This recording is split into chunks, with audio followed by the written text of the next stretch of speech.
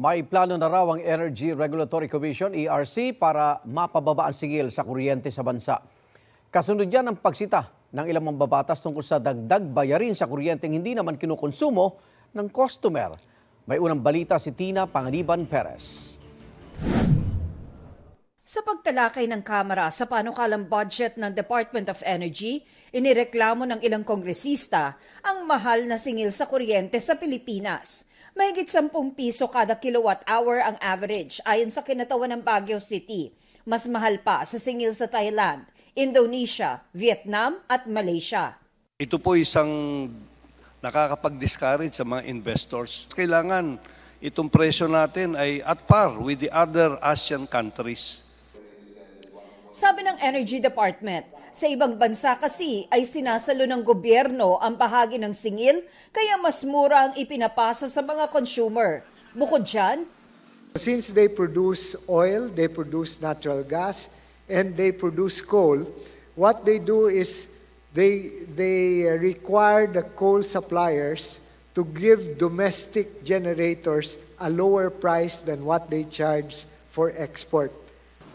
inireklamo rin ang pagpapasalo sa mga customer ng systems loss o yung sayang na kuryente na hindi nasisingil tulad ng ninakaw sa mga jumper o pagkakamali ng pasa ng metro. It is an added cost. Ang taas-taas na nga po. Sagot ng ERC, may limitasyon ng mga sayang na kuryente na pwedeng ipapasan sa mga customer. 5.5% is the cap for systems loss. So, pag po may losses pa beyond that, that means they have not been upgrading their lines. Aakuin po nila yung halaga. Pinag-aaralan na rin daw ng ERC kung pwedeng exempted sa VAT ang systems losses at iba pang nasa electric bill. The study focused on particularly the possible exemption from VAT of systems loss, lifeline rate subsidy, and senior citizen discount subsidy.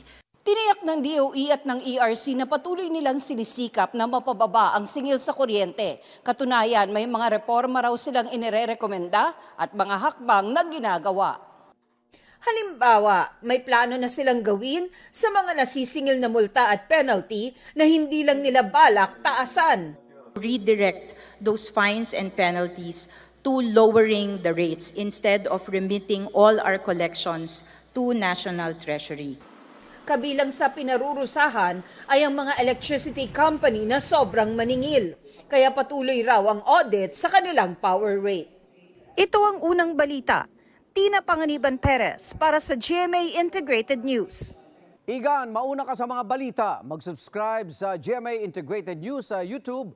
Sa mga kapuso abroad, subaybayan nyo kami sa GMA Pinoy TV at sa www.gmanews.tv.